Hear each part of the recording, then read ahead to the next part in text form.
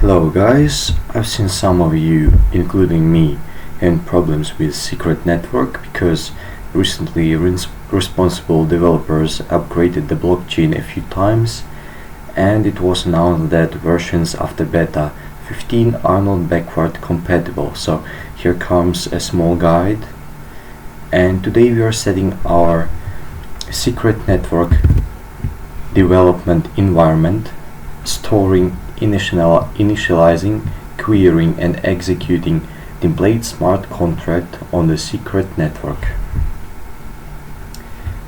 Don't worry about commands and specific code, everything will be included. Below in the description I will provide a link to my Telegram channel which contains this markdown file I'm showing you right now, and you'll have an opportunity to go with it at your own pace. So let's start. First of all, I assume you have recent versions of Rust and everything Rust related already set up. If not, please go on with these commands in the file. Then first of all use Docker, secretcli, and then moving on to secretjs. So let's open the terminal window. I have it opened already. Then simply we download secretcli from GitHub. This is it, it's here, but we do this from using wget, and then we move it to user local bin.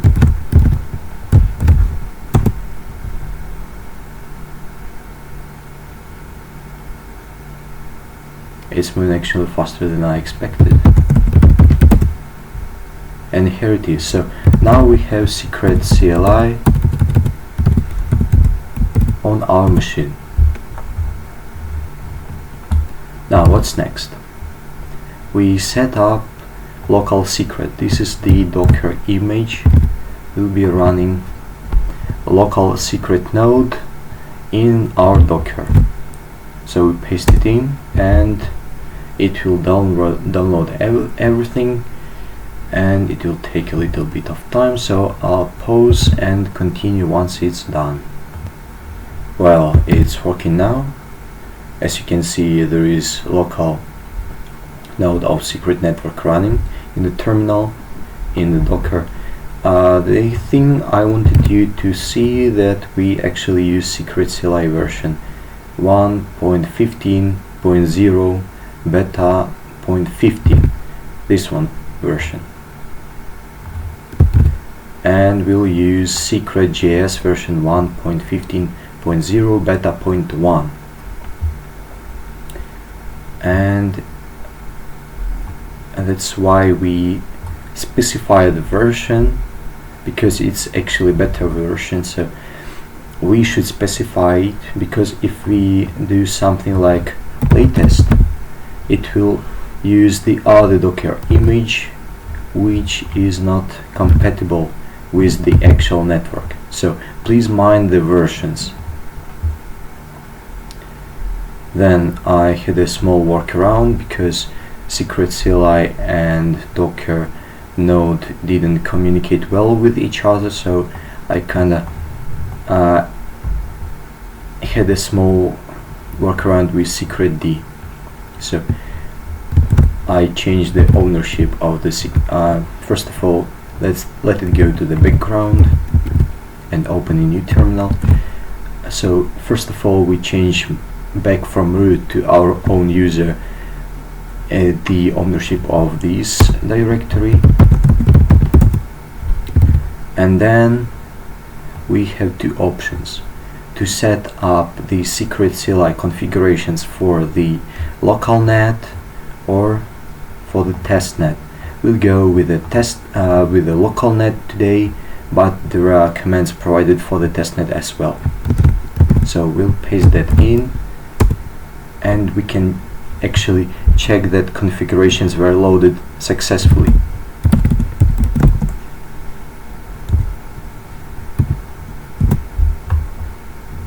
And here it is.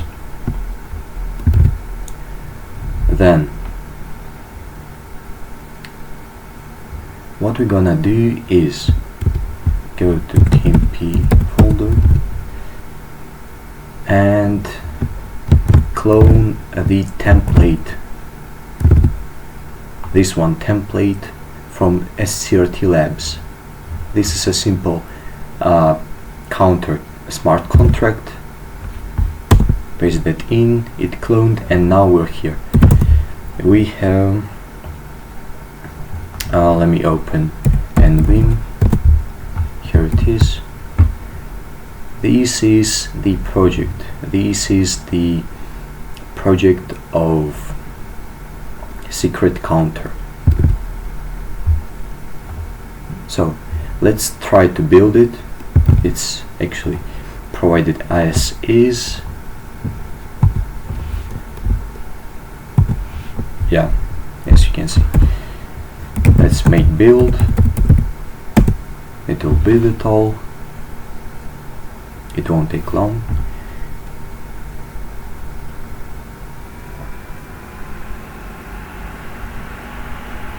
Here it is, as you can see, contract.wasm and contract.wasm.jz, but we should actually optimize it. This is the important step. Please don't forget to optimize, and if you can, please include it in your personal makefile. So we optimize. It will actually take a bit of time, like it will hang a little at updating index, creates.index, I guess. So I'll pause the video and we'll come back once it's finished. Okay, so it compiled successfully, and here we have contract.wasm.jz, the final smart contract, and it's like, tada, we have smart contract built. So let's store it on the blockchain on the local node, which runs right here. Let's store it.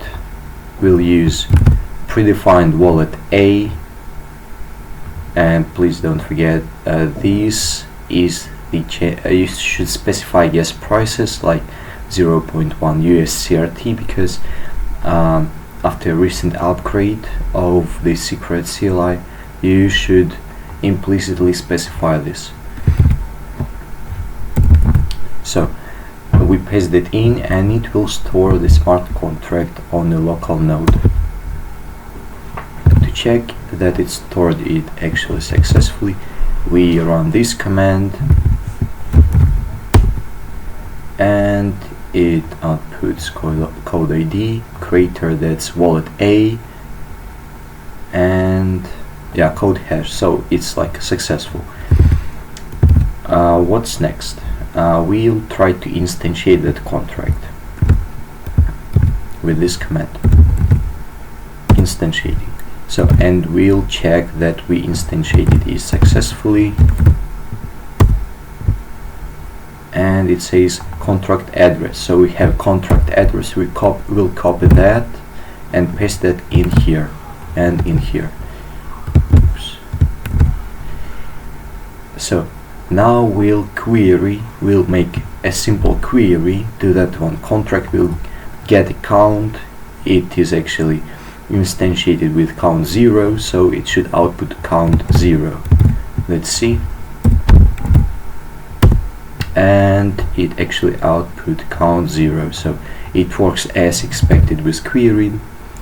And now we do execution of the increment, so it should increment that count, and please don't forget specifying gas prices. It looks like it did everything without any kind of problems, and we can check the count. It should be 1 by now, and it's 1. So we did everything from setup, storing, instantiating,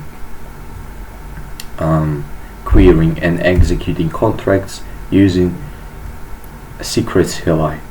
That's all. Now we move on next to the secretjs. If you actually don't want to use or don't have any ability to use secretcli, because we should have it. If we build some decentralized application, we can have secretcli running in there. If we want to have a simple React front end, we'll use React.js. So we'll set up we'll set up scripts that will instantiate, store, query, execute our smart contract, and this one is helper. I did it for myself. So so I set it up as I personally like, so this part is actually up to your liking, and I change makefile however I want it to not do all the things manually. So this all is up to you actually. And I likely would have some React front end, so I might run npx create React app, but that's for future. I'm not doing that in this video. So first of all, I'll create all of those files, tsconfig, package.json, for setting up these scripts so that we can compile, have dependencies for those scripts, and actually successfully run the scripts in TypeScript.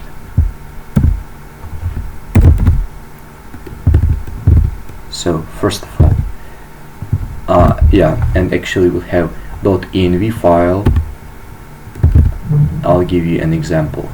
So your env file should I did this all for simplification, so my .env file includes mnemonics, chain IDs, LCD URLs, and this one network thing, which means whether it's local net, test net, main net, or whatever net that is.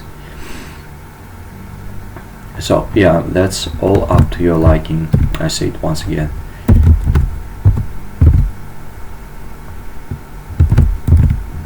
So now we have all the files created, we have scripts, they're empty right now, so we'll populate them.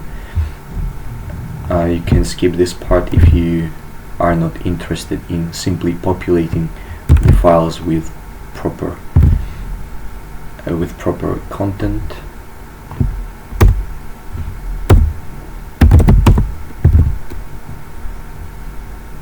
tsconfig, where is it? tsconfig,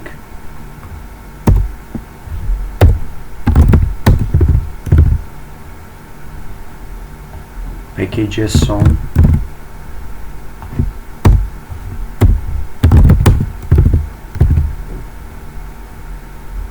here comes our actual code. So it's like uniform code. You only need to make minor changes in this code in order to make your smart contract, make your custom smart contract run properly, because it's fine-tuned to run. Give me a second, please.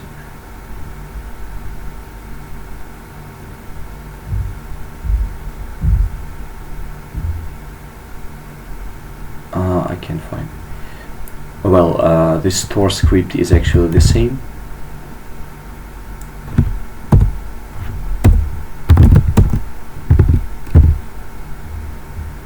But the instantiate script is kinda differs for each and every contract, because as you can see, we have init message and we have count as init message, and we initialize it with 0.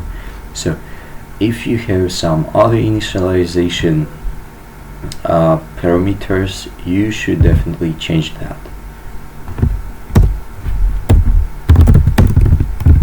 Yeah, I'm simply populating all with the proper stuff.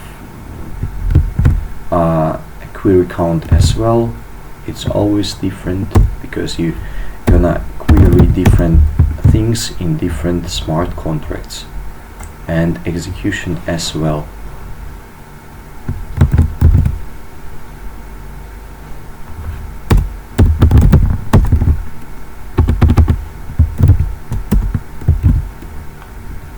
and this one is actually helper file, which writes to .enviz in React application, in tests, in a local.env.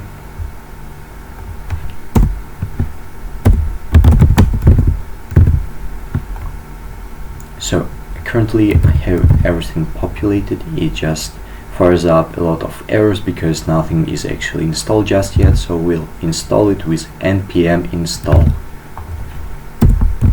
We'll go a directory down and run npm install.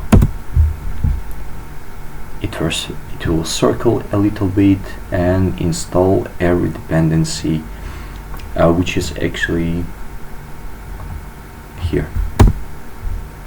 So there is secretjs version specified, so do not forget that your version is specified right here.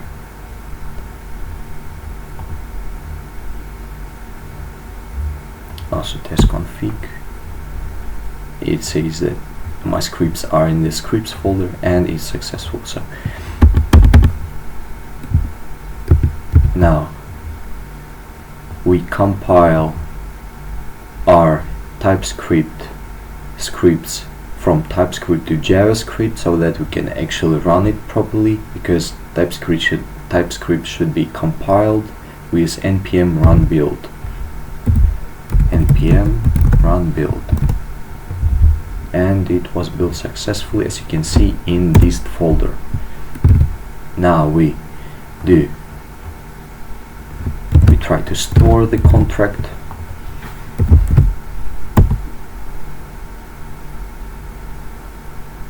and it kind of said it's successful. So next we instantiate the contract. We actually run scripts in the dist folder. You can put this into your makefile. What I actually do for myself, I actually do all those small things like make build, like where is it? Like optimization. I do all those kind of things in my makefile. Instantiate.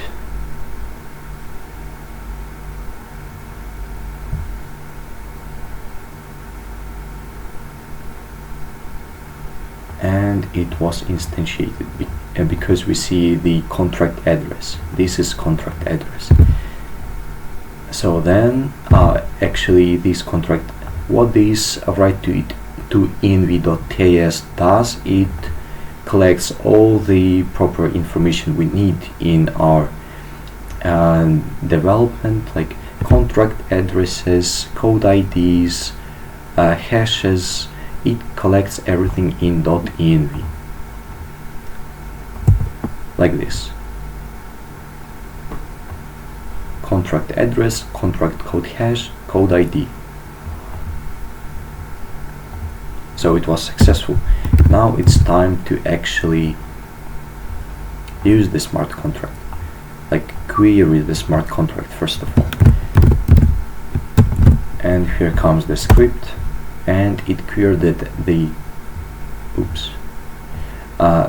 yeah, I was using my previous script, so it says owner did refactoring a little bit poorly. I'll fix it right away.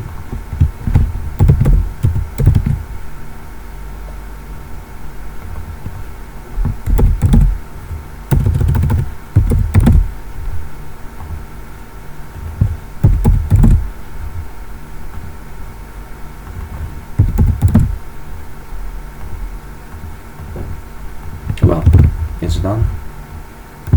So it actually found count, which is 0, and now we want to execute increment function of the smart contract. And here we go.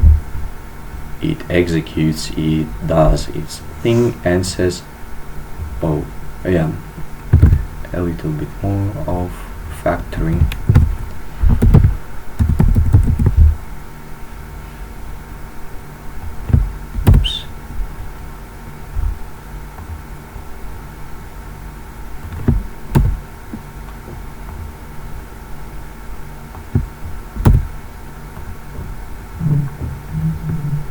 That's not participation but count incrementation. It says it's successful, so we then can query the count and it will say it's 1, and it's actually 1 now. So today we have actually set up our secret network dev environment, tried to use the smart contract using secretcli and secretjs, the beta version 1.15.0, beta.15 for secretcli and beta.1 for secretjs. There's one more thing.